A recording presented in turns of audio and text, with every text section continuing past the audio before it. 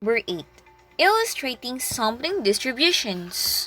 For our review, find the area under the standard normal curve which lies to the following conditions. Number 1, to the left of z is equal to 1. Number 2, between z is equal to negative 2.5 and z is equal to negative 1.5. Sampling and sampling distributions. Parameter. A numerical measure describes a characteristic of a population. Example, the population mean of the electricity bills of the residents of Palayan City is 1,500. Okay, pag sinabi natin parameter, ibig sabihin, sa example natin, kukuhanin natin lahat ng bills ng lahat ng bahay sa Palayan City and then i-divide natin kung ilan yung number ng bahay at yun yung magiging population mean which is 1,500.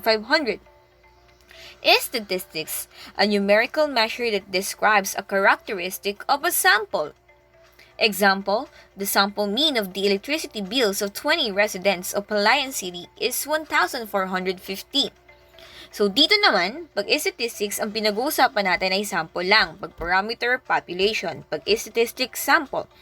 Kunwari, ang kukunin lang natin ay yung nasa Purok 1. Kukunin natin yung bill ng lahat ng bahay sa Purok 1 at i-divide natin kung ilan ba yung bahay na yon. Ang lumabas ngayon dun sa Purok 1 is yung 1,450. Kung mapapansin nyo, ang difference ng dalawa ay 50 paces. Random sampling. A method of selecting a sample. Random sample from a statistical population in such a way that every possible sample that could be selected has a predetermined probability of being selected. Sampling distribution. A list of all possible values for a statistic and the probability associated with each value. The sampling distribution of a statistic is the probability distribution of that statistic. Activity number 2, or sampling distribution. Given a discrete uniform population consisting of the values 0, 1, 2, and 3, determine all the possible samples of size 2 with replacement, and for each sample, compute the mean. Complete the following tables below. Okay, mean of random samples with replacement. Samples are 0 and 0, 0, 1, 0, 2, up to 3 and 3. Okay, paano natin kukunin yung mean? 0 plus 0 is 0, divided by 2 is 0. 0 plus 1 is 1, divided by 2 is 0.5. 0 plus 2 is 2, divided by 2 is 1. 0 plus 3 is 3, divided by 2 is 1.5, up to 3 plus 3 is 6, divided by 2 is 3. Okay. Ito nga yung representation natin. So, hahanapin natin yung F at yung P, or probability of X. So, meron tayong list ng means. 0, 0.5, 1, 1.5, 2, 2.5, 3.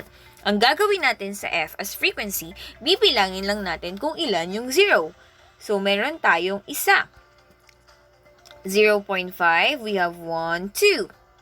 1 is 1, 2, 3. 1.5 is 1, 2, 3. 4. And 2 is 1, 2. 1, 2, and 3. And 2.5 is 1, 2.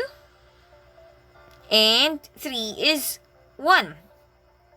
How many outcomes do we have, or how many means do we have? 1, 2, 3, 4, 5, 6, 7, 8, 9, 10, 11, 12, 13, 14, 15, 16.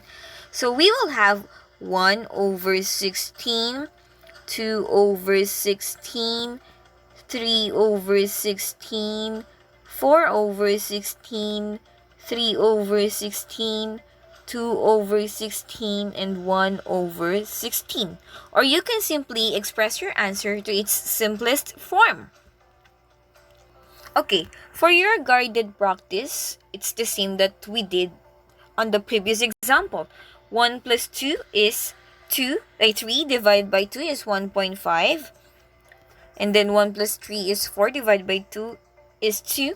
And up to 5 plus 4 is 9 divided by 2 is 4.5. Then next is get the frequency. So we have 1.5, 2, 2.5, 3. And then 3.5, 4, 4.5. Then just count how many 1.5s do we have? 1, 2.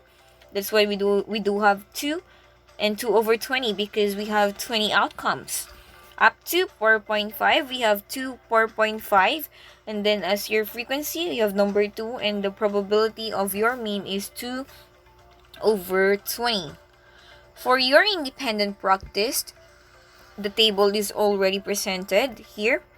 So you just have to count how many number 3 do we have? 1, 2.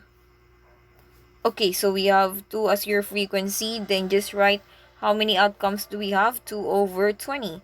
Or just simply 1 over 10. Then do it up to number 9. Okay, that's all, and God bless you all.